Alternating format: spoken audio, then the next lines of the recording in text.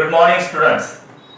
Now in today's lecture we will discuss new point, that is redistribution of charges and loss of energy. This particle is important for CET and NET exam. Okay. Now यहाँ पर एक condition कौन सी दी है? Now consider two conductors. Okay. Let this is first conductor, this is second conductor. It may be spherical or of any shapes. Now, for example, consider these two conductors of spherical type, of having radius R1 and R2. Okay. अब इनकी capacities अलग अलग होंगी. Let capacity of first sphere is C1, capacity of second sphere is C2. Okay. Then charges distributed over the surface of first conductor is Q1, second के ऊपर Q2 है, तो उस हिसाब से फिर पोटेंशियल भी अलग अलग होगा. Let potential develop on the surface of sphere 1 is V1 and second V2. ठीक है. अब अगर ये दोनों स्फीयर हम कनेक्ट कर देते हैं by a conducting wire as shown in the figure, तो यहाँ पर पॉसिबिलिटी क्या होगी? Charges flows. We know that charges flows from higher potential to lower potential. Okay. So in this way charges get redistributed. So अगर Q1 की value ज्यादा है, यहाँ पर देखिए Q1 की वैल्यू ज्यादा है और Q2 की वैल्यू कम है, तो फिर चार्जेस कैसे फ्लो होंगे? From Q1 to Q2, from first sphere to second sphere. या फिर अगर Q2 की वैल्यू ज्यादा होती है Q1 से, तो charges will move from Q2, that is second sphere, to first sphere. Okay. So charges get distributed. It depends upon the charges level. तो हमें पता है कि charges can flow from higher level to lower level. Okay. अब इस process में क्या होता है कि जब ये चार्जेस फ्लोइंग कब तक रहेगा? जब तक दोनों का पोटेंशियल लेवल सेम होगा. सो पोटेंशियल दोनों का सेम हो जाएगा V, और सेकंड स्फीयर पर भी पोटेंशियल कितना होगा? V होगा. ठीक है. अब इस प्रोसेस में क्या होता है कि पोटेंशियल सेम रहता है, चार्जेस में भी डिफरेंट. ओके. तो यहाँ पर एक कंफ्यूजन हो सकता है स्टूडेंट्स का. क्या कंफ्यूजन हो सकता है? सपोज यहाँ पर चार्जेस है 10 कूलम, सेकंड स्फीयर पर चार्जेस है 20 कूलम, तो टोटल चार्जेस कितने हो जाएंगे? 30 कूलम. ओके. और अगर ये दोनों स्फीयर कंडक्टिंग वायर से अगर हम कनेक्ट करते हैं, तो इसमें क्या होगा? कुछ बच्चे ऐसे अंडरस्टैंड कर सकते हैं कि ये चार्जेस फ्लो हो जाएंगे जब तक दोनों के ऊपर चार्जेस सेम हो जाएंगे. चार्जेस सेम नहीं होंगे, लेकिन potential level, potential difference same हो जाता है. ठीक है. एक एग्जांपल लेते हैं. जैसे suppose there are two water containers. ठीक है. अब यहाँ पर वाटर की लेवल यहाँ तक है और यहाँ पर वाटर लेवल कम है. अगर उनके बॉटम्स हम कनेक्ट करते हैं by a tube, okay, pipe, और यहाँ पर एक खोल देते हैं यहाँ पर, तो क्या होगा? फिर water flows from higher level to lower level. Right. अब ये वाटर फ्लो कब तक चलेगा? जब तक के दोनों कंटेनर में वाटर की लेवल सेम नहीं हो जाती है, तब तक. राइट. अब जब दोनों में वाटर की लेवल सेम हो गई, तो यहाँ पर वाटर फ्लो स्टॉप हो जाएगा. इसका मतलब दोनों वाटर कंटेनर में वाटर की क्वांटिटी सेम है क्या? नहीं. तो यहाँ पर चार्जेस सेम कैसे हो सकते हैं? हाँ, in some ideal condition, suppose capacity same है, पोटेंशियल भी सेम है, तो चार्जेस सेम हो सकते हैं. लेकिन हर वक्त चार्जेस सेम ही रहेंगे ऐसा नहीं. ओके. तो यहाँ पर वाटर कंटेंट ज्यादा है, यहाँ पर वाटर कंटेंट कम है, लेकिन एक कॉमन है कि दोनों वाटर कंटेनर में वाटर की जो लेवल है, ये लेवल सेम होगी. And similarly in electric field, okay, that charges level is known as potential difference. तो पोटेंशियल लेवल दोनों स्फीयर पर या दोनों कंडक्टर पर सेम रहेगी, इसलिए यहाँ पर V पोटेंशियल और सेकंड स्फीयर पर भी V पोटेंशियल रहता है. Okay. Now according to definition of conductor, mathematical formula क्या है? C is equal to Q by V. Capacity is equal to ratio of charge to potential developed. So इससे हम Q के लिए फॉर्मूला तैयार कर सकते हैं. देखिए Q is equal to C into V या फिर V is equal to Q by C. और एक इंटरेस्टिंग बात यहाँ पर कि charges, initial charges Q1 Q2 दोनों स्फीयर्स या कंडक्टर्स कनेक्ट करने के बाद कंडक्टिंग वायर से उनके चार्जेस रिडिस्ट्रीब्यूट हो जाएंगे. अब फर्स्ट स्फीयर पर चार्ज है Q1 डैश और सेकंड पर कितने Q2 डैश. इसमें charges, total charges remain same. मतलब सपोज यहाँ पर 10 कूलम और ये 20 कूलम है तो टोटल कितने हो गए 30 कूलम. तो यहाँ पर 30 कूलम दोनों की एडिशन कितनी होगी 30 कूलम रहेगी. So according to law of conservation of charge, total charge before connection is equal to total charge after connection. तो बिफोर कनेक्शन चार्जेस कितने Q1 एंड Q2 उनकी एडिशन लेंगे हम. Q1 plus Q2 is equal to after redistribution of charges. Okay, charges अब कितने हो गए Q1 dash and Q2 dash उनकी addition Q1 dash plus Q2 dash, दोनों का मीनिंग एक ही होता है. नो, अब Q का फॉर्मूला C into V. तो बिफोर कनेक्शन Q1 को हम क्या लिखेंगे C1 into V1, C1 V1 plus C2 V2 is equal. After connecting two conductors by connecting wire, potential same हो जाएगा उनका. तो पोटेंशियल सेम है यहाँ पर V. तो Q1 डैश की वैल्यू क्या होगी C1 into V plus Q2 dash C2 into V. Now C1 V1 plus C2 V2 is equal to, यहाँ पर V कॉमन निकलता है in bracket C1 plus C2. So V के लिए अब ये V मतलब क्या होगा, दोनों का पोटेंशियल सेम है, so that is known as common potential. Okay, तो common potential के लिए फॉर्मूला क्या होगा फिर. Now this bracket will come on this side in the denominator.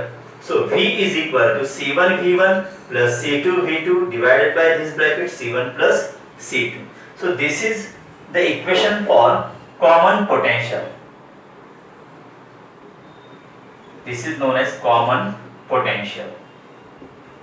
Okay, तो इसके लिए ये फॉर्मूला तैयार हो जाता है कॉमन पोटेंशियल के लिए. Now C1 V1 मतलब क्या होता है Q1, C2 V2 Q2. तो इसको वापस हम ऐसे लिख सकते हैं Q1 plus Q2 divide by C1 plus C2. ठीक है.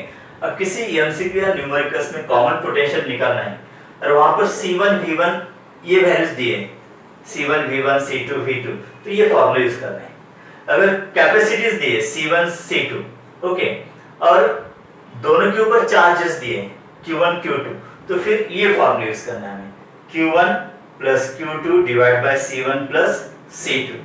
या फिर इसको ऐसे भी लिख सकते हैं हम Q divided by C1 plus C2, right. इससे भी निकाल सकते हैं. मतलब इंडिविजुअल चार्जेस की जगह पर अगर इतना total charge distributed on first conductor and second conductor, तो उस कंडीशन में ये फॉर्मूला यूज करना है.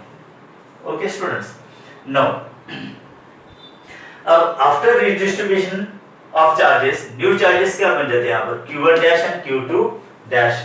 तो ratio of charges after redistribution Q1 dash divide by Q2 dash.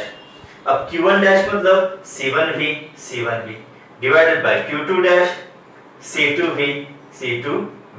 Okay, तो यहाँ पर V कैंसिल हो जाता है. सो C1 अपॉन C2. अगर दोनों की कैपेसिटी पता है हमें, ओके, तो after redistribution of charges new charges जो होंगे कंडक्टर्स पर, तो उनका रेशियो क्या होता है C1 by C2.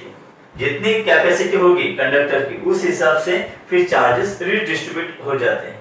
So Q1 dash upon Q2 dash is equal to C1 by C2. ये फॉर्मूला आपको याद रखना है. और एक स्फेरिकल कंडक्टर्स के लिए ओनली फॉर स्फेरिकल कंडक्टर हमें पता है फॉर्मूला कैपेसिटी के लिए 4 pi epsilon r. ये फॉर्मूला है. Okay, where r is radius of the sphere. तो फर्स्ट स्फेरिकल कंडक्टर के लिए फॉर्मूला क्या होगा C1 is equal to 4 pi epsilon r1 divided by 4 pi epsilon r2. तो यहाँ पर 4 pi epsilon कैंसिल हो जाएगा. So r1 by r2. Okay, so Q1 dash upon Q2 dash is equal to R1 by R2। इसका meaning क्या होता है यहाँ पर कि अगर रेडियस जैसी होगी उस हिसाब से भी चार्जेस वहां पर रिडिस्ट्रीब्यूट हो जाते हैं। ओके, तो देखिए Q1 dash upon Q2 dash is equal to R1 by R2। अगर क्रॉस मल्टीप्लिकेशन हम लेते हैं यहाँ पर तो Q1 dash into R2 is equal to Q2 dash into R1। तो ये कांस्टेंट रहता है, दिस इज कांस्टेंट। लेकिन ये कंडीशन कब होगी जब दोनों स्फीयर पर पोटेंशियल सेम होगा। सो इक्वी पोटेंशियल के लिए ये कंडीशन होगी। देन चार्जेस आफ्टर कनेक्शन, जैसे हमने अभी डिस्कस किया Q1 डैश और Q2 डैश, इनकी वैल्यूज यहाँ पर निकालते हैं। तो C1 V का मतलब कॉमन पोटेंशियल। अब ये फॉर्मूला यहाँ पर रखना है हमें, C1 इन ब्रैकेट, ठीक है। तो Q1 plus Q2 divide by C1 plus C2, ये फॉर्मूला यहाँ पर रखते हैं यहाँ पर। देन Q1 प्लस Q2 मतलब क्या होता है, total charge in the system, that is represented by Q। तो C1 divide by C1 plus C2 into Q। अगर हमें टोटल चार्ज पता है या फिर इंडिविजुअल चार्जेस पता है और दोनों की कैपेसिटी पता है, तो आफ्टर रिडिस्ट्रीब्यूशन, ओके, तो फर्स्ट कंडक्टर पर चार्ज कितना होगा इस फॉर्मूले से हम पहले निकाल सकते हैं। No, after redistribution charge on second conductor Q2 dash is equal to C2V, that is C2, common potential का वही फॉर्मूला यूज करना है। ओके, तो इसे फिर C2 upon C1 plus C2 into Q, ये फॉर्मूला आ जाएगा ना। और एक बात यहाँ पर, जैसे हम दोनों कंडक्टर कनेक्ट कर देते by conducting wire, so charges flow from higher level to lower level. तो जैसे ही चार्जेस फ्लो हो जाते हैं थ्रू द कंडक्टिंग वायर, वहां पर इलेक्ट्रिक करंट जनरेट होता है। Okay, and we know that according to Joule's law, Joule's effect, whenever there is passing of electric current through the conducting wire, heat is generated। because इस दौरान क्या होता है कि अगर इस कंडक्टिंग वायर का रेजिस्टेंस बहुत ज्यादा है तो वहां पर फिर हीट एनर्जी जनरेट हो सकती है। Okay, so this is known as Joule's effect. देखिए, when a charge flows from conducting wire, then energy is lost mainly on account of Joule's effect. Electrical energy is converted into heat energy mainly। तो इसमें कुछ energy lost हो जाती है। तो ये loss in energy कितनी होती है ये हमें निकालना है, तो उसके लिए फॉर्मूला तैयार करते हैं। So change in energy that is delta U is equal to final energy minus initial energy. अब energy stored in the charge conductor, उसके लिए फॉर्मूला पता है हमें, हाफ CV स्क्वायर, वो फॉर्मूला यहाँ पर यूज करना है। Okay, so delta U is equal to, पहले फाइनल एनर्जी निकालते हैं। अब फाइनल एनर्जी में यहाँ पर देखिए कॉमन पोटेंशियल है V दोनों के लिए, तो फॉर्मूला कौन सा होगा फिर, half C1 V square plus half C2 V square after connection minus, अब इनिशियल एनर्जी मतलब before connection total energy of the system निकालनी है। तो हाफ C1, अब पोटेंशियल कितना है यहाँ पर V1, तो half C1 V1 square plus half C2 V2 square. अब यहाँ पर V कॉमन है, तो V का जो कॉमन फार्मूला है मतलब कॉमन पोटेंशियल का फार्मूला, ये फार्मूला यहाँ पर रखना है हमें। ओके, तो उसका स्क्वायर करना है। फिर after solving we get the final step here, और वो फाइनल स्टेप क्या होगी, change in energy is equal to minus half in bracket C1 C2 upon C1 plus C2 in bracket another bracket V1 minus V2 bracket square. देखिए यहाँ पर भी वही rhythm maintain होती है, जैसे half, okay, first physical quantity, okay, and second physical quantity का square. तो यहाँ पर रिजल्टेंट कैपेसिटी कितनी होगी, C1 C2 bye C1 plus C2, और फिर पोटेंशियल डिफरेंस का square V1 minus V2 bracket square.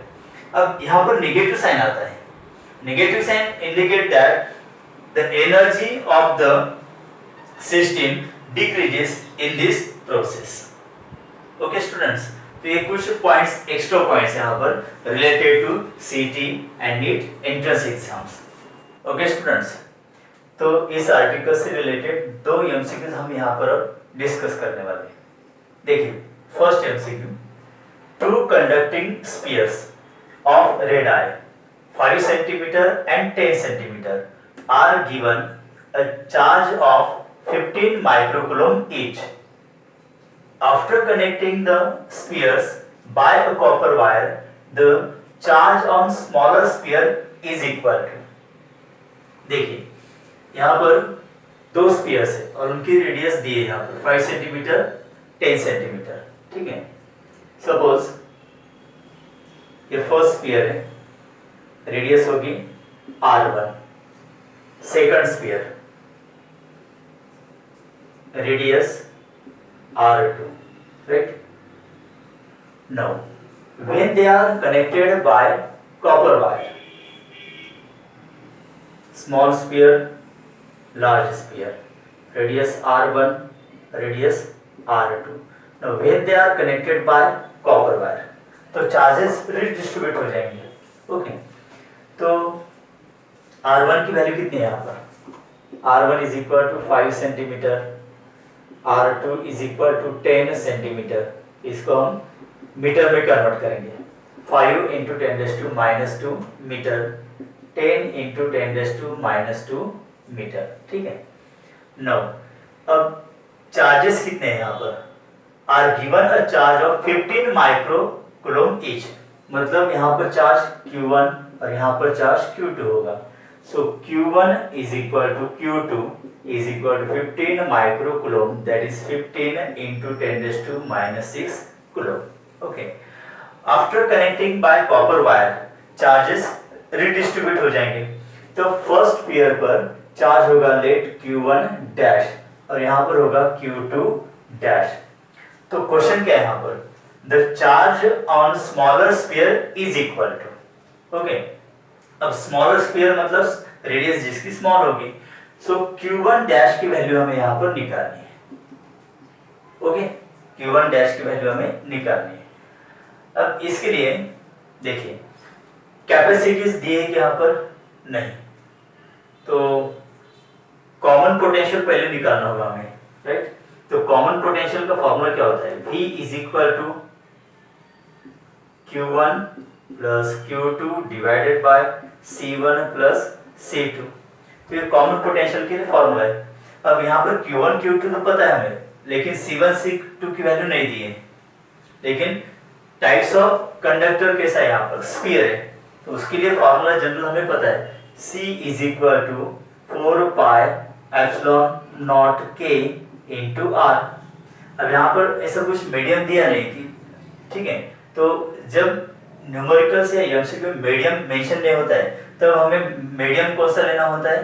Air, vacuum और free space.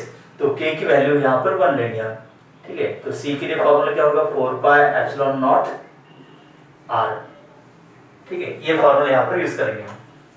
No, Q1 plus Q2 divided by C1 को क्या लिखेंगे फिर? 4 pi epsilon naught R1 plus C2 4 pi epsilon naught R2, okay. So V is equal to Q1 plus Q2 divided by 4 pi epsilon naught common निकलेगा यहाँ पर, in bracket R1 plus R2। No, ठीक है। अब values रख सकते हैं। Q1 Q2 दोनों की वैल्यू सेम है, that is 15 into 10⁻⁶ coulomb plus 15 into 10⁻⁶ coulomb divided by, अब 4 पाई एप्सिलॉन नॉट की वैल्यू कांस्टेंट होगी, जैसे हमें पता है कि 1/4 पाई एप्सिलॉन नॉट की वैल्यू कितनी होती है? 9 इंटू 10⁹। तो फिर 4 पाई एप्सिलॉन नॉट की वैल्यू क्या होगी? 1/9 into 10⁹, okay. 1/9 into 10⁹ in bracket R1 plus R2। अब R1 की वैल्यू मीटर में लेनी है यहाँ पर, 5 इंटू 10⁻² मीटर, और R2 10 इंटू 10⁻² मीटर। तो दोनों की एडिशन कितनी हो जाएगी? 5 प्लस 10 15 इंटू 10⁻², ओके। अब इसको सॉल्व करना है यहाँ पर। V is equal to 15 plus 15 that is 30 into 10⁻⁶। अब ये 1/9 इंटू 10⁻⁹ ऊपर आने के बाद क्या होगा?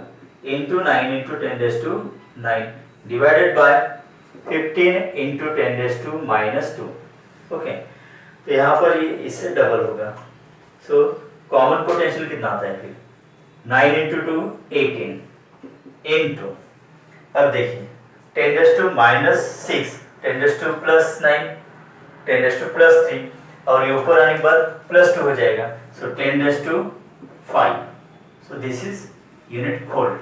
तो ये कॉमन पोटेंशियल होगा 18 इंटू 10⁵ वोल्ट। ओके, अब Q1 डैश की वैल्यू हमें निकालनी है because the charge on smaller sphere, okay, निकालना है। तो Q1 dash is equal to formula क्या होगा C1 इंटू V, ये जनरल फॉर्मूला है। Okay, charge is equal to capacity into potential. Okay, तो Q1 dash is equal to C1 की value कितनी है, यहाँ पर डायरेक्ट तो वैल्यू नहीं दी है, तो इसके जगह पर हम 4πε0 R1 ऐसे लिख सकते हैं इंटू V।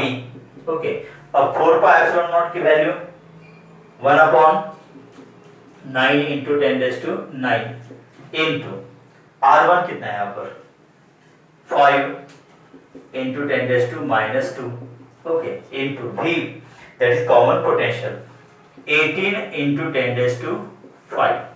अब इसको सिंप्लीफाई करना है, 9 2 18, so Q1 dash is equal to, देखिए यहाँ पर 5 इंटू 10, ओके, इंटू 10⁻9 -2 + 5 कितना होगा +3, और ये 10⁻9 ऊपर आने के बाद -9, तो रिजल्टेंट क्या होगा 10⁻⁻6 कूलम, ये इतना आंसर आएगा। ठीक है, और we can write it as 10 micro coulomb.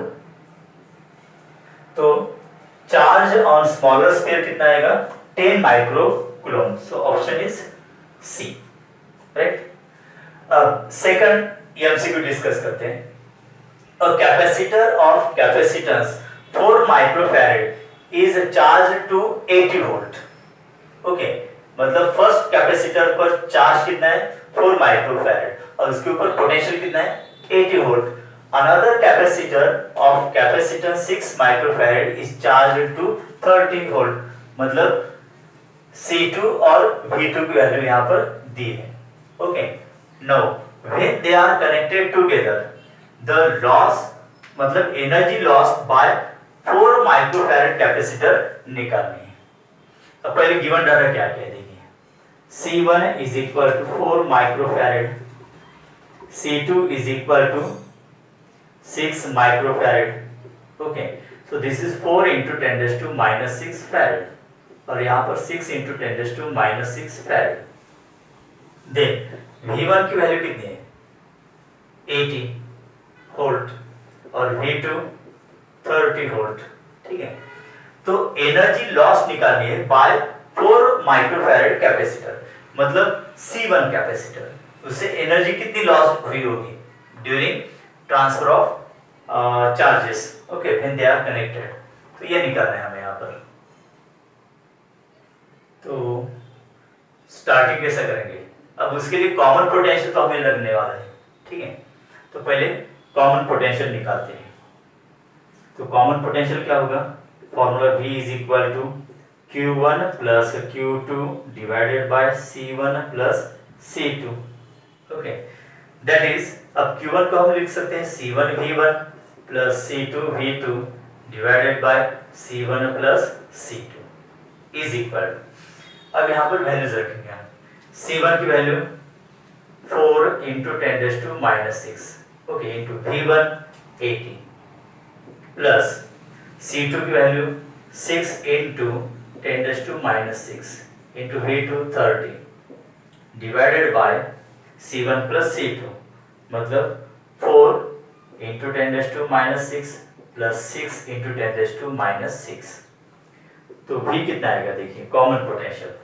Okay, 4 into 80 कितना होगा 320 into 10⁻⁻6 plus 6 into 30 180 into 10⁻⁻6 whole divided by, अब दोनों के addition because order of magnitude same है, तो 10 इंटू 10⁻⁻6। नो, 320 प्लस 180, इसकी एडिशन कितनी होगी यहाँ पर, yes 500 into 10 raised to minus 6 divided by 10 into 10 raised to minus 6. तो दिस इज 50 वोल्ट. ओके, एक जीरो यहाँ पर कैंसिल हो जाएगा. 10 raised to minus 6, 10 raised to minus 6 भी कैंसिल. मतलब कॉमन पोटेंशियल कितना होगा? 50 वोल्ट. अब एनर्जी लॉस बाय 4 माइक्रोफैराड, मतलब फर्स्ट कैपेसिटर द्वारा एनर्जी कितनी लॉस्ट होगी इस दौरान, ये निकालना है हमें. तो energy lost by C1, that is 4 microfarad capacitor. Okay, तो delta U is equal to, यहां पर क्या होगा कि इनिशियल एनर्जी कितनी होगी before connecting, half C1 V1 square. Okay, after connecting energy कितनी होगी? Half C1. अब यहाँ पर कॉमन पोटेंशियल लेना है, दैट इज V स्क्वायर. अब इसको सॉल्व करते हैं.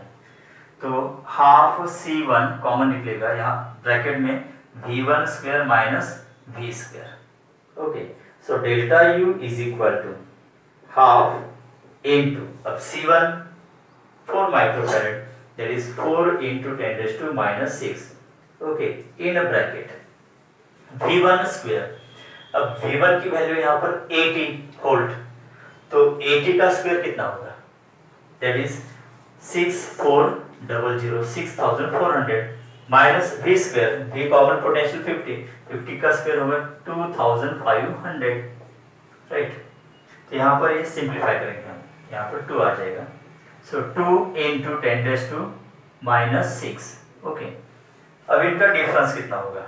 देखिए 0 0, 14 minus 5 that is 9.